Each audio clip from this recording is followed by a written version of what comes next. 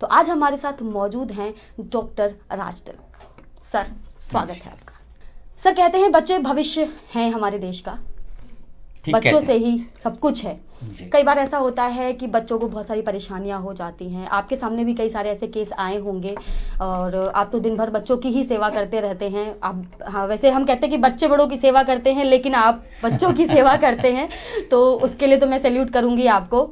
और बच्चों को डील कर पाना काफ़ी मुश्किल भी होता है, आपका ऐसा बहुत बार एक्सपीरियंस भी रहा होगा।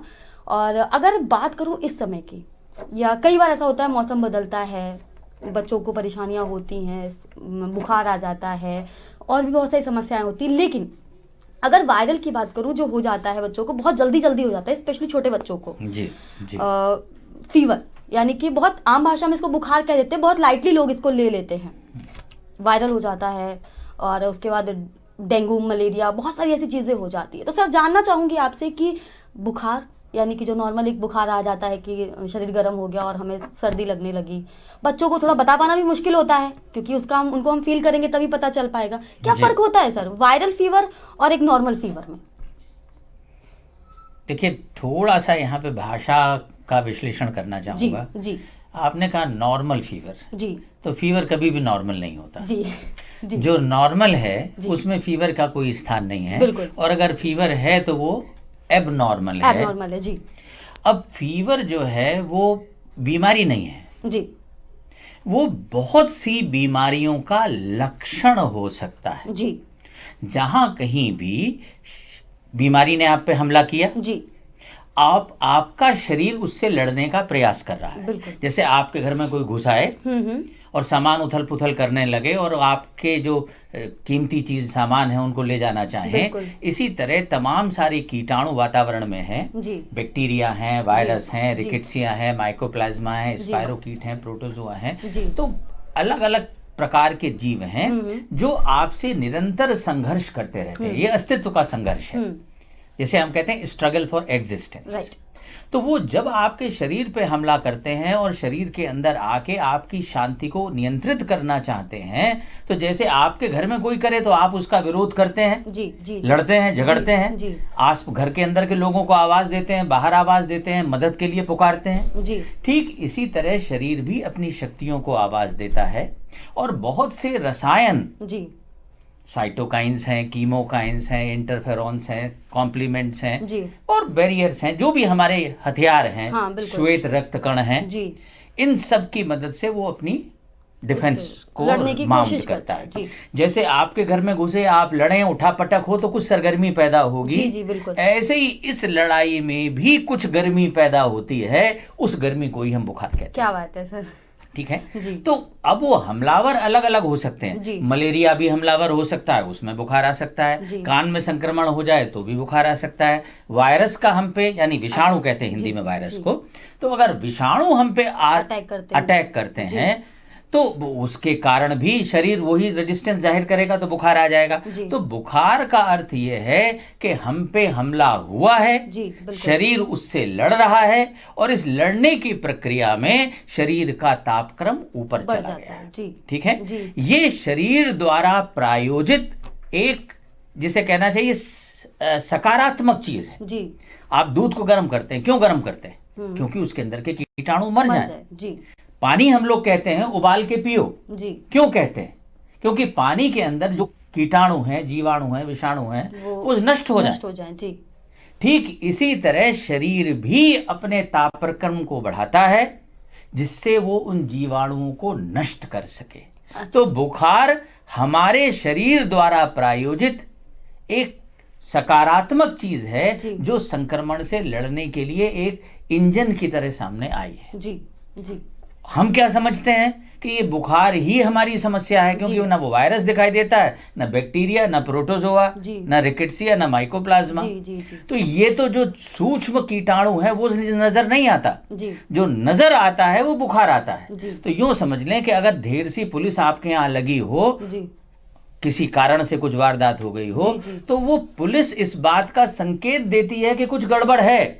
वो पुलिस समस्या नहीं है, समस्या कुछ और है। वैसे ही वहां तक पहुंचना पड़ेगा। तो बुखार चिकित्सक के लिए या मरीज के जो तीमारदार हैं उनके लिए भी इस बात का संकेत करता है कि कहीं कुछ गड़बड़ है। देखो शरीर क्यों लड़ने पे आमादा हो गया जी। ठीक है। हाँ। तो बुखार को आप व्याधि न माने, ढेर सारी व्याधियों में बुखार एक शरीर की प्रतिक्रिया स्वरूप एक लक्षण हो सकता है। बिल्कुल ठीक है। और वायरल बुखार और बुखार में आपने पूछा क्या अंतर है। तो अब जो तमाम सारे कारण हैं उसमें जो बुखार वायरस द्वारा प्रायोजित होगा, यानी जब वायरस हम पे, और वायरस की संख्या किसी भी और जो तमाम सारे कीटाणु हैं उनसे कहीं ज्यादा है जी। जी। और वायरस एक व्यक्ति नहीं है कि एक वायरस है जी। वायरस का मतलब है एक समूह जिसके अंदर करोड़ों सदस्य हैं जी। राइनो वायरस है, एडिनो वायरस है, रेस्पिरेटरी सिंसिशियल वायरस है, कॉक्सिकी वायरस है, इको वायरस है, एंटेरो वायरसेस हैं, पोलियो वायरस है, HIV भी वायरस है, HPV सर्विकल कैंसर जिससे होता है वो भी वायरस है, खसरा भी, मीजल्स भी वायरस है, चिकन पॉक्स भी वायरस है, ठीक है, रुबेला भी वायरस है, जो कुत्ता काट लेता है रेबीज हो जाता है वो भी वायरस है, पीलिया हमको हो जाता है, हेपेटाइटिस का वो भी वायरस है। तो वायरस रोटा वायरस है जिसकी वैक्सीन आपने देखी लोगों को लगती है। तो वायरस कोई एक नहीं है, बहुत सारे हैं वायरस, और बहुत सारे का मतलब है करोड़ों हैं जी। आप पे एक हमला, और सबकी जातियां हैं, फिर उनकी प्रजातियां हैं जी। तो आप पे कभी एक का हमला होता है तो शरीर उससे लड़ने की कला सीख लेता है, लेकिन कुछ दिन बाद फिर किसी दूसरे वायरस से हमला होता है। ये अस्तित्व का संघर्ष है, स्ट्रगल फॉर एग्जिस्टेंस। ये ऐसा है, ऐसे ही रहेगा, और ये लड़के ही आप जीवित रह सकते हैं। और जिस दिन आप लड़ना बंद कर देते हैं उस दिन आपकी लीला समाप्त हो जाती है। HIV के मरीज में यही होता है, उसकी सारी लड़ने की सामर्थ्य समाप्त हो जाती है, और जिस दिन उसकी लड़ने की सामर्थ्य गई फिर उस पे कोई हमला करे हाँ, तो फिर वो अपने आप को बचा नहीं पाता। टेम्परेचर जो है वो बेसिकली, टेम्परेचर का मतलब है हमारी बॉडी का नॉर्मल टेम्परेचर 98.6 डिग्री फ़ारेनहाइट होता है जी।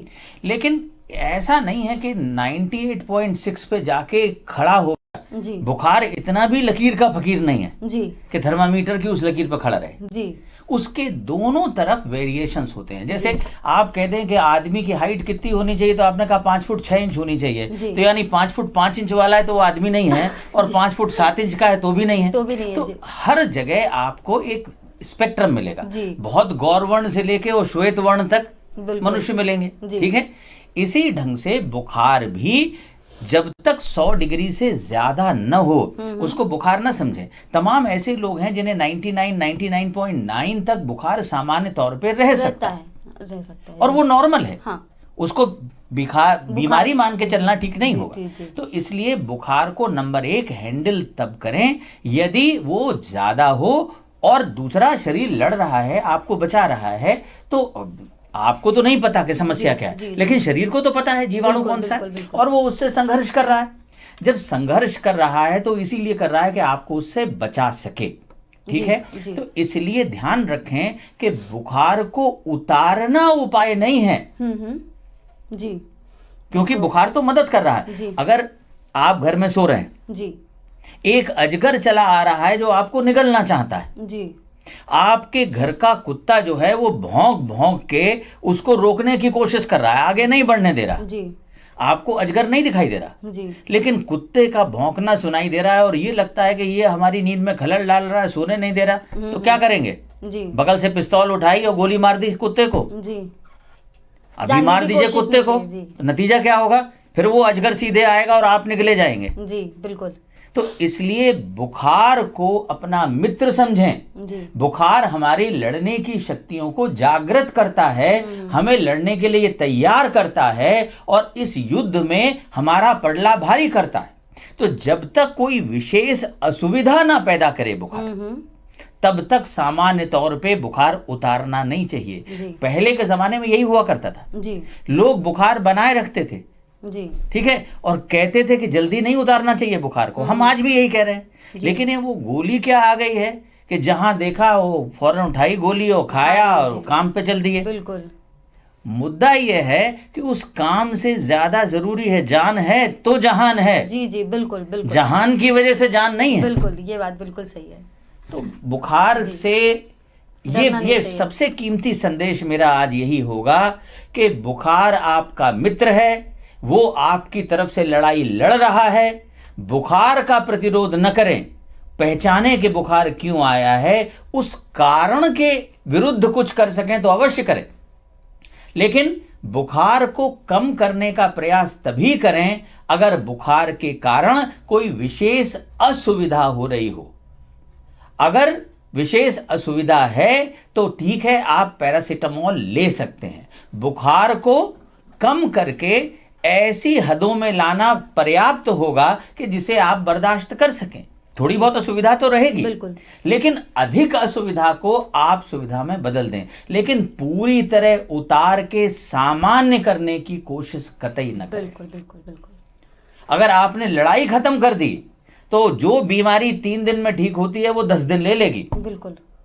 तो बुखार की दवा लें, कब लें? यदि उसके कारण विशेष असुविधा हो रही हो तो, अन्यथा कभी नहीं। हेलो, मैं डॉक्टर तिलक बोल रहा हूँ, प्रश्न पूछें सर। सर, मैं सवाल ये करना चाह रहा था कि कुछ समय से मेरा एक छोटा बेटा है जी, वो सुबह उठता है तो उसको फ्रेशनेस फील नहीं होती है और बॉडी में पेन की शिकायत करता है जी, और थोड़ा सा मतलब बहुत ज्यादा कंफर्टेबली नहीं है, फ्रेश नहीं उठता है सुबह जी। पिछले 7-8 दिनों से हो रहा है, तो क्या ये वायरल के सिम्टम्स में आता है? देखिए, वायरल के सिम्टम्स का भी हिस्सा हो सकता है, लेकिन ये कि ये आवश्यक नहीं कि ये हो। ये इतना वेग बातचीत है कि ये किसी भी बीमारी के प्रारंभ में हो सकता है। आपका शरीर संघर्ष कर रहा है और इस संघर्ष की प्रक्रिया में वायरल बुखार का एक हिस्सा होता है जिसे हम प्रोड्रोमल सिम्टम्स कहते हैं, यानी वायरस के शरीर में आने के ठीक पहले घटित होने वाली चीजें। या कई बार सब क्लिनिकल इन्फेक्शन होता है कि संक्रमण तो है लेकिन उसके पूरे लक्षण सामने व्यक्त नहीं हो रहे क्योंकि आपका शरीर अभी भी बीमारी पे हावी है जी। तो वो चीज है, लो इंटेंसिटी फाइट चल रही है, तो वो इसका हिस्सा हो सकता है। क्योंकि मामला सिर्फ 6-7 दिन से है, इसलिए मुझे लग नहीं रहा कि कोई बहुत परेशानी की बात है।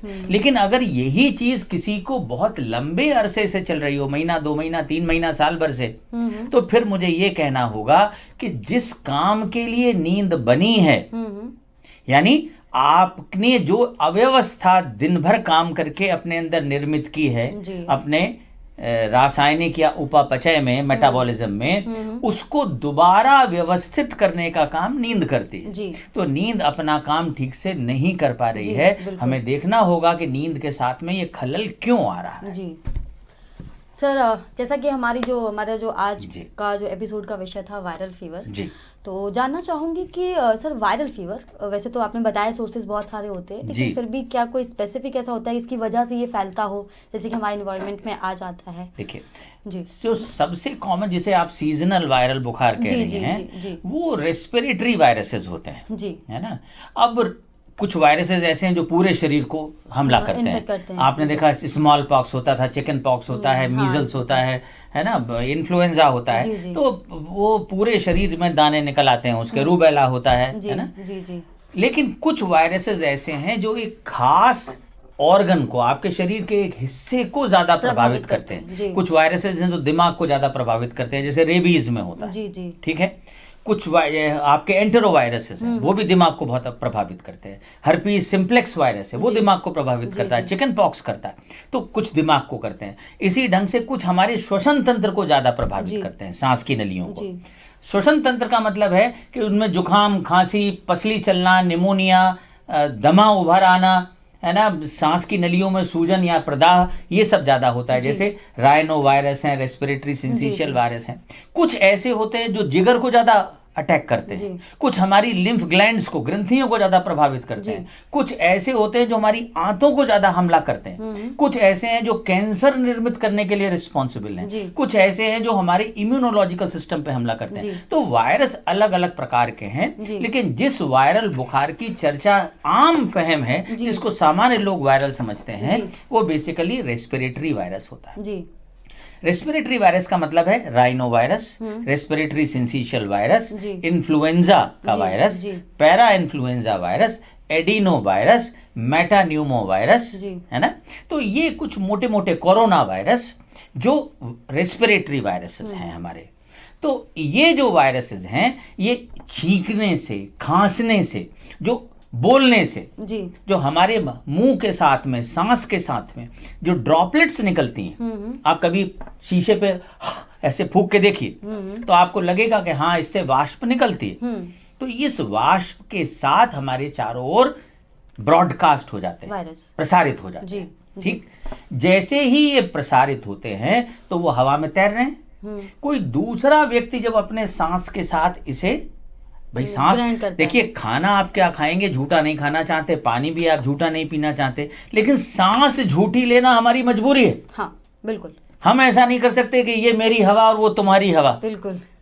तो जो भी सांस हम लेते हैं अगर उसके अंदर ये वायरल पार्टिकल्स हैं तो हमारे शरीर में जाएंगे जी।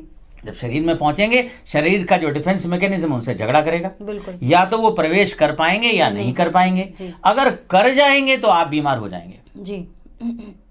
यानी शरीर के ऊपर अगर वो हावी हो गए तो जी। दूसरा तो एक तरीका हुआ ये छींकने से, खांसने से प्रसारित हो रहा है हवा के जरिए से। दूसरा, आपने छींका हाथ में, अब मैंने आपसे हाथ मिलाया जी, जी।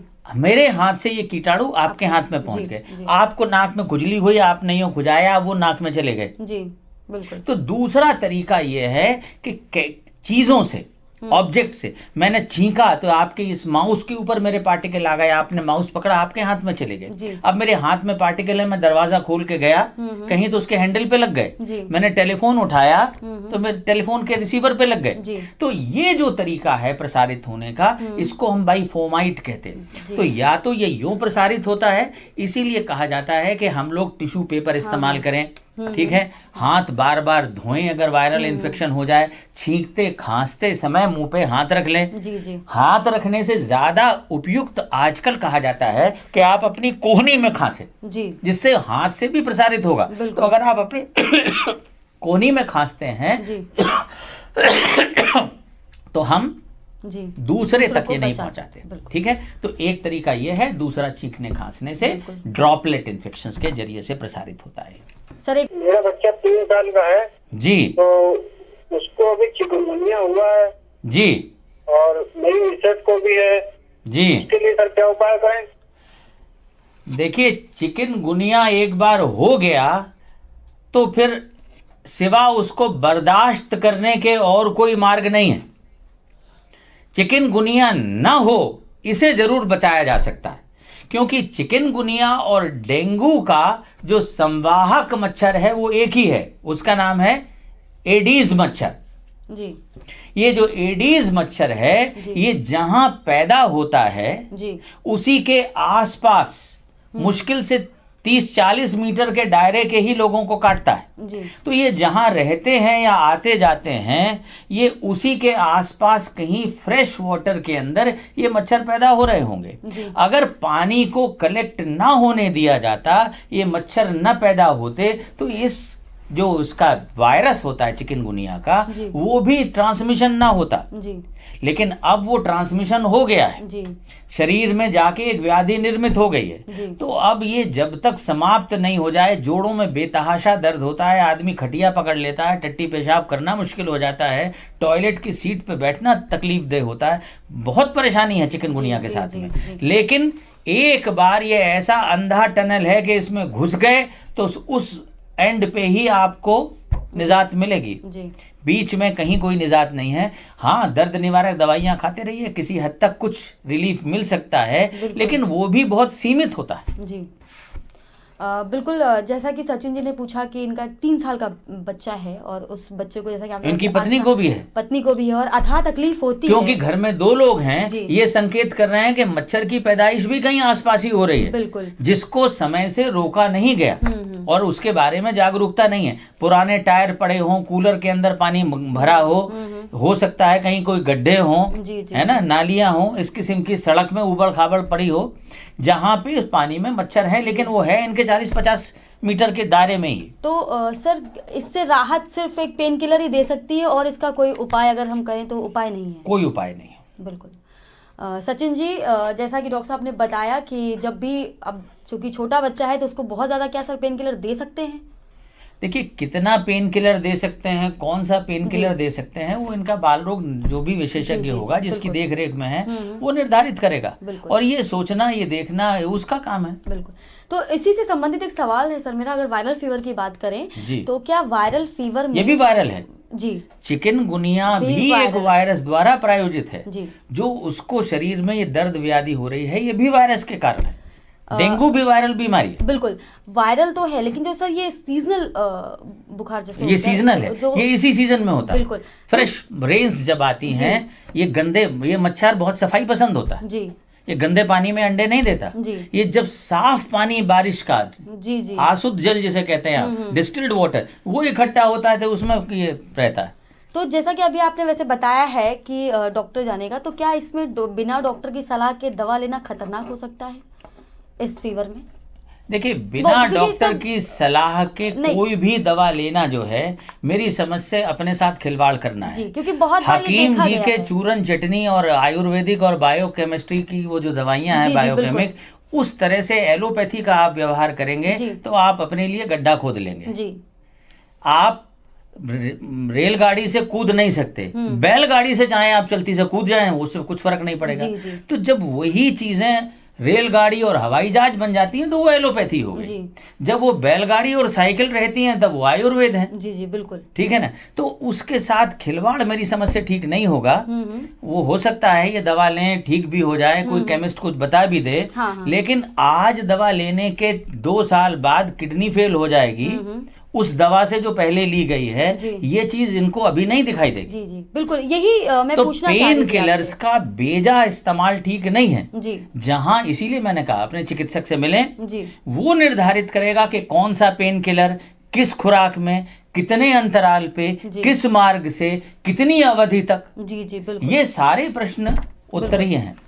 तो सर जैसा कि अभी आपने बताया कि इनसे समस्याएं भी हो सकती हैं, तो क्या इसका रिस्क का जो एक पीक होता है वो जानलेवा भी हो सकता है वायरस का? अब देखिए, मैंने कहा कुछ वायरस ऐसे हैं जो हमारे ब्रेन पे हमला करते हैं। बिल्कुल। मुझे आज भी याद है रेबीज का मरीज जी, ये कुत्ता काटे की बीमारी को रेबीज कहते हैं, हाइड्रोफोबिया। हाँ।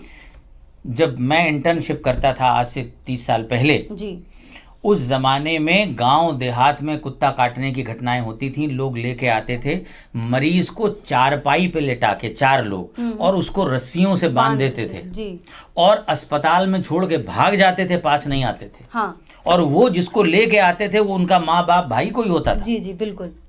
तो ये स्थिति वायरस से होती है और उसको बचा पाने की भी कोई तरीका हमारे पास नहीं था जी। तो वायरल बीमारियां, एनकेफेलाइटिस आपने गोरखपुर में सुना जी, वायरल एनकेफेलाइटिस है, जापानीज एनकेफेलाइटिस है जो वहां हो रही है, that is also a viral disease जी। HIV हो जाता है, वायरल डिजीज है जी। HIV के बाद में आप उसको मल्टीप्लाई ना करे, तेजी से ना फैले, उसका प्रयास करते हैं, लेकिन मौत के वारंट पे दस्तखत तो हो जाते हैं। बिल्कुल बिल्कुल। तो वायरल को सिर्फ ये समझ लेना कि अरे ये तो वायरस है, ये तो ठीक हो जाएगा, आसान सा है जी, है ना, ये हमारी समझ से हमेशा सही दृष्टिकोण नहीं है जी। वायरस भी खतरनाक हो सकते हैं, क्योंकि वायरस एक व्यक्ति नहीं है, एक इकाई नहीं है, एक समूह है जिसमें अलग अलग तरह के वायरसेस हो सकते हैं। अब वो कौन सा वायरस है ये इस पे निर्भर करेगा कि वो किस प्रकार से व्यवहार करेगा जी। और ये समझ इनके चिकित्सक को होनी चाहिए। बिल्कुल। तो सर जैसा कि शुरुआत में जो आपने कहा था कि वायरल फीवर की अगर हम बात करें तो फीवर में जब तक आपको कोई असुविधा ना हो आप उसको झेलते रहिए। देखिए, वायरस से लड़ने के लिए दवाइयां बहुत सीमित हैं जी। या तो हमारे पास में फ्लू वायरस से लड़ने की दवाइयां हैं, ओसेल्टामावीर कहते हैं, एमेंटेडिन कहते हैं, है ना, रिलेंजा कहते हैं। तो ये कुछ दवाइयां हैं जो इन्फ्लुएंजा वायरस से लड़ती हैं। या हमारे पास कुछ ऐसी दवाइयां हैं जो 2-4 वायरसेस हैं। हर्पीज सिम्प्लेक्स के लिए, हर्पीज जोस्टर के लिए हमारे पास एसाइक्लोविर है। तो ये 2-3-4 बीमारियों को हटा दें तो बाकी एंटीवायरल मेडिसिन ज्ञात नहीं है, लेकिन मतलब मैं जानना ये या कम से कम कॉमर्शियली अवेलेबल नहीं है जी। तो हम उनके साथ में सीधी लड़ाई नहीं लड़ सकते। तो लड़ाई लड़ कौन रहा है? लड़ाई शरीर लड़ रहा है जी। तो हम शरीर के लड़ने के प्रयास को, अपनी सुरक्षा करने के प्रयास को अगर मजबूत कर सकते हैं तो करें। मल्टीविटामिन दें, टॉनिक्स दें, पर्याप्त रेस्ट दें उसको, ठीक है, तो जिससे वो अपनी एनर्जियां इधर उधर डेसिपेट ना करे जी, और पूरी शक्ति से लड़ाई लड़े और अपनी सुरक्षा करे जी। होता क्या है कि नहीं साहब इसको पैरासीटामोल खिला दो, बुखार उतर जाने दो और स्कूल भेज दो, काम करने चले जाओ। तो आपने, शरीर लड़ रहा था, अपनी सुरक्षा कर रहा था, आपने उसकी सुरक्षा पे ही रोक लगा दी, तो अब तो वायरस को अपर हैंड आपने खुद दिया। नहीं तो सर हम कैसे पहचानेंगे कि ये, जैसा कि अब आपने बताया कि अगर बुखार है तो उसको एक संकेत मानिए और अगर आपको असुविधा ना हो तो दवाई ना लीजिए, लेकिन अभी सेकंड थॉट जो था ये था कि अगर वायरस है तो वो बहुत जल्दी आपको इफेक्ट करेगा और ये जानलेवा भी हो सकता है। जी बिल्कुल। तो हम कैसे पहचानेंगे कि ये वायरल फीवर है या एक नॉर्मल जो आम भाषा में और दूसरे बुखारों में से कोई है? जी जी। देखिए, वायरस आपके पास हम कोई एसएमएस भेजते हैं जी, वो तेजी से फैलने लगता है जी, इनसे उनके पास, उनके वहां से आगे गया और चला गया, तो आप क्या कहते हो? वायरल हो गया। जी बिल्कुल, भाई यही वायरस का मतलब है जी, कि जो बीमारियां आपको लगें, इस सदी के सबसे बड़े आतंकवादी जो हैं वो विषाणु हैं। जी बिल्कुल, वायरसेस हैं। एकदम सही। जो बीमारियां न केवल लोकल लेवल पे बल्कि बड़ी महामारी की तरह होती हैं, स्वाइन फ्लू फैल रहा है, जी, दुनिया आतंक के चपेट में है। तो स्पेनिश फ्लू में इतने लोग मर गए जितने फर्स्ट वर्ल्ड वॉर में नहीं मरे थे। जी जी बिल्कुल, स्वाइन फ्लू की वजह से। स्वाइन फ्लू में तो बाय एंड लार्ज जो इतने बड़े पैमाने पे जान ले सकता है वो वायरसेस ही हैं। जी, कहते हैं वो चाइना से आया था, सार्स बीमारी थी, कोई 10-15 साल पहले की बात है, कोरोना वायरस की वजह से था। ऐसी ही बीमारी है। आप देखते हैं गोरखपुर में जैपनीज एन्केफेलाइटिस, कितना बड़ा कांड हो गया जी, इतने लोग मर गए और अभी भी मौत का ये खेल जारी है। जी। कारण ये कि वायरस से लड़ने के लिए सीधे उपाय आपके पास नहीं है और आप जो शरीर के उपाय हैं उनको रोकने की कोशिश करते हैं। बुखार रोक दिया आपने और फलाना एंटीबायोटिक दे डाला कि जो मित्र जीवाणु आपकी रक्षा कर रहे थे उनको भी आपने मार दिया जी। अपने सैनिकों पे धाए धाए धाए धाए गोली चलाते चले गए, जबकि आपको पता है कि इस गोली से वायरस नहीं मरेगा, जो आपके रक्षापंथी के सैनिक हैं वो मर जाएंगे जी। तो वो ये सोच जो है ये हमें कहीं विकसित करनी होगी। रेस्ट बहुत जरूरी है वायरल डिजीज के लिए जी। बच्चे को लोग जबरदस्ती वायरल फीवर हो गया फिर भी स्कूल भेजे दे रहे हैं। अब वो एक वायरल फीवर का मरीज 10 वायरल फीवर के मरीज वहां पैदा करके आएगा जी। तो बाय एंड लार्ज घर में रखें, रेस्ट करें, पर्याप्त आराम चाहिए, अच्छी पौष्टिक खुराक चाहिए, खूब पानी पिलाएं उसको जिससे बॉडी में डिहाइड्रेशन ना हो। बुखार को जब तक असुविधा न हो पैरासीटामोल भी न दें और पैरासीटामोल के अतिरिक्त तो कोई दवा देने का मतलब ही नहीं है जी। और कभी भी बुखार को सामान्य तक लाने की कोशिश न करें जी। मतलब सुविधाजनक हदों तक लाना। जैसे मान लीजिए बच्चा है, अब उसको 102 बुखार है लेकिन आराम से सो रहा है जी। तो कोई कारण नहीं कि हम उसे जगाएं और बुखार की दवा दें जी, वो सुविधाजनक स्थिति में है तभी सो रहा है जी। अगर वो खेल कूद रहा है तो एक तो ये हो गया हिस्सा। दूसरी चीज ये है कि वायरल बुखार जो है वो घर के तमाम सदस्यों को एक साथ होते हैं। हमने पूछा कि साहब और किसी को है? हाँ साहब अभी इसकी माँ को हुआ था, पिता को हुआ था, इसके भाई को भी होके चुका है। तो अब ये बुखार जो है ये फैल रहा है, ये वायरल होगा जी। मोहल्ले में चल रहा है, वायरल होगा जी। तो एक पहचान ये हुई जो आपसे वायरल पहचानते हैं। फिर वायरस फैलता है, शरीर में भी फैलता है। आंखें लाल हो गई जी तो आंख इन्वॉल्व हो गई, नाक बह रही है तो नाक इन्वॉल्व हो गई, मुंह के अंदर छाले निकल आए, मुंह इन्वॉल्व हो गया, गले में दर्द है, निकलने में परेशानी है, खांसी शुरू हो गई, छाती इन्वॉल्व हो गई, खाल में दाने निकल आए जैसे मीजल्स में, चिकन पॉक्स में। और आजकल तो एक नई बीमारी चल गई है जो मैंने 10 साल तक एक भी केस नहीं देखा और इधर 1 महीने के अंदर कम से कम 100-150 मरीज देख डाले उसके। इसे कहते हैं hand, foot and mouth disease, जो तेजी से फैल रही है। यहां भी फैल रही है, लखनऊ में भी फैल रही है। इसमें क्या होता है, मुंह के अंदर छाले हो जाते हैं, बच्चा निगल नहीं पाता है, हाथों में छाले निकल आते हैं दाने, वही पैरों में निकल आते हैं और नितंबों पे निकल आते हैं पीछे। ये बच्चा जो है ये खुजली नहीं होती लेकिन दर्द होता है जी। तो मुंह में, हाथ पैर में, पहले जानवरों में होती थी जिसे हम खुरपका कहते थे जी। तो ये दोनों भी उसके आगे के पैर हैं जानवर के, उसके खुर हो गए, नीचे वाले पैर भी उसके हो गए, नितंब हो गए, और मुंह के अंदर ये खुरपका मनुष्यों में होने लगा है। और मजेदार बात यह है कि वायरल बुखार में पैरासीटामोल दो तो बच्चा बिल्कुल ठीक हो जाता है, बुखार उतर गया। जब बुखार उतर जाएगा तो वो प्लेफुल है, एक्टिव है, इंटरएक्टिव है ना, मजे से, ऐसा लगता ही नहीं कि इसको कोई बीमारी हुई है। तो ये प्रमाण है कि ये वायरल इन्फेक्शन है जी। जो बैक्टीरियल होते हैं उनके अंदर बुखार पहले तो पैरासीटामोल से ठीक से उतरेगा नहीं, और उतर भी जाएगा तो बच्चा जो है निढाल, उनीदा, बिस्तर पकड़े रहे।